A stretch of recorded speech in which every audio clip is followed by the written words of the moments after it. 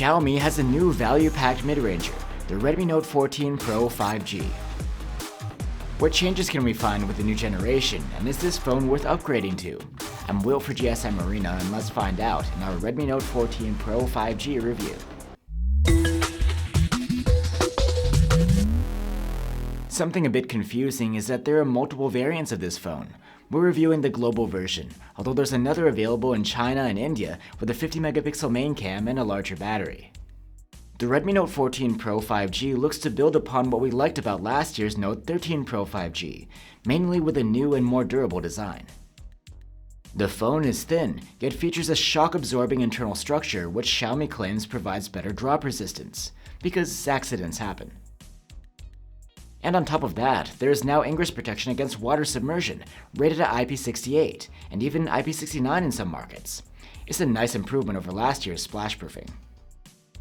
As far as looks go, Xiaomi has gone with something curvy and elegant, without anything too flashy. You can either get a vegan leather or a plastic backing, and we have the plastic one here, with a matte, silky finish. Both the back and the front curve into a thin plastic frame. The display of the phone is a 6.67-inch OLED with a 1220p resolution and a 120Hz refresh rate. This time around, it's protected by Gorilla Glass Victus 2.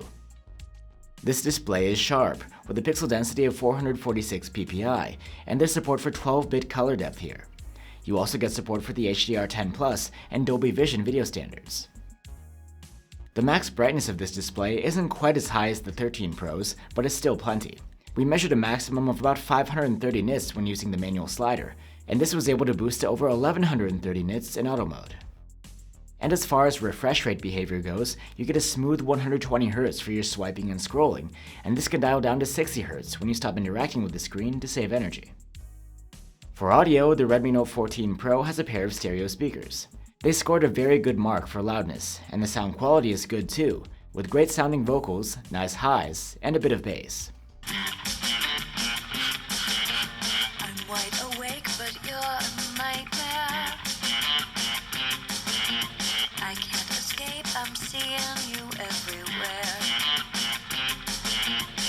Unlike last year's model, there's no headphone jack here. You can wake up and unlock the Redmi Note 14 Pro with an under-display optical fingerprint reader. It's fast and reliable. The Redmi Note 14 Pro also has an IR blaster, which you can use to control other devices with. And the phone can come with 128, 256, or 512 gigs of storage on board, depending on the market. That isn't expandable through microSD card. At the time of review, the interface of the Redmi Note 14 Pro 5G is Xiaomi's HyperOS 1.04, running on top of Android 14. This actually isn't the company's latest UI. And regarding software support, Xiaomi promises at least 3 years of OS updates to the Redmi Note 14 Pro 5G. Xiaomi has preserved a similar look and feel to their software interface for a few generations now, so if you've used a Xiaomi or Poco phone recently, you should feel right at home. You can find out more about HyperOS by checking out our dedicated video. At the heart of the phone is not a Qualcomm chipset like last year.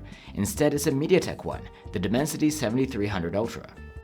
In benchmarks, both the CPU and GPU scores are decent for the class. You get solid everyday performance and 5G connectivity, and light games run well too. But this isn't the best chipset for heavy games. As expected for a mid-range phone without a high-powered chipset, the thermal management is great here, with hardly any throttling. The previous model's battery life was just average, so we were curious to see if Xiaomi could improve on that this time around. While the battery capacity hasn't changed, the battery life is better, but not quite above average. The Redmi Note 14 Pro earned an active use score of 11 hours and 39 minutes in our tests. Unlike last year's model, which supported 67-watt fast charging, the Note 14 Pro only supports 45 watts. At least the charger still comes bundled with the phone. With it, we were able to charge from 0 to 63% in half an hour, and a full charge took an hour and 4 minutes. The rear cameras on the global Redmi Note 14 Pro are the same as the previous models. There's a 200-megapixel main camera, an 8-megapixel ultrawide cam, and a 2-megapixel macro camera.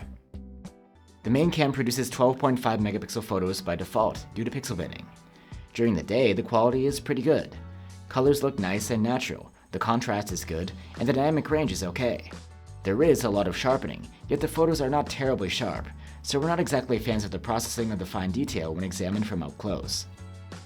Still, at fit-to-screen magnification, the photos are well balanced, with good exposure and colors. When shooting people, skin tones are not our favorite, and skin texture looks a bit unnatural. Portrait mode photos are more of the same, but at least the background blur is convincing and looks good, especially at 2x. The 2x zoom shots from the main camera look good, at least much better than those from the Poco X7's 50-megapixel camera. They bear many of the same positive aspects as their regular 1x shots. However, upon closer inspection, you can see these photos have a lot more noise. In low light conditions, there's a night mode which can trigger automatically. With it active, the photos come out excellent. There's a lot of detail, no noise, pleasant color saturation, and wide dynamic range. The 8-megapixel ultra-wide camera on the Redmi Note 14 Pro 5G is unimpressive. Just as expected from this sort of hardware, the detail and contrast are subpar. At least the colors are fine. Come nighttime, the ultra-wide camera remains unremarkable. The photos are soft and with poor contrast. At least the color saturation is fine, and the dynamic range is good. Close-up photos from the 2-megapixel macro camera are quite poor. There is plenty of noise and softness, and it's hard to get anything in good focus. And for selfies, there's a 20-megapixel front-facing cam. It does alright, with okay detail, but facial features come out looking a bit soft. For video capture, there's support for 4K resolution from the main camera and 1080p from the ultrawide. The main cam's 4K daylight videos are very nice. They have good detail, accurate colors, wide dynamic range, and good contrast. The ultrawide cam's 1080p videos are just decent, with saturated colors, and okay contrast and dynamic range. In low light, the 4K video quality from the main camera is excellent. There's a good balance between detail, sharpness, and noise reduction. The dynamic range is adequate, and the colors are true to life. The main cam is stabilized very well to counteract the shake from your hands. However, for anything more demanding, like walking shake, the system is not up to the task, though it's not as bad as the Poco X7. So that's the Redmi Note 14 Pro 5G. It's a solid mid-ranger all around, bringing back the screen and the cameras of the previous model, and adding to that a more durable and water-resistant build. There are a few things that aren't exactly upgrades though. You lose the headphone jack, and the charging is slower. The chipset and battery life are just ever so slightly improved compared to last year's, and they're still just average for a mid-ranger. But still, for the money, there's a lot to like here, and if you're shopping around in this class of phones, the Redmi Note 14 Pro 5G is worth looking into. Thanks for watching, guys. If you're looking for an alternative, you can check out our review of last year's Redmi Note 13 Pro 5G. Another mid-ranger worth considering is the Samsung Galaxy A55. Let us know what you think, and I'll see you on the next one.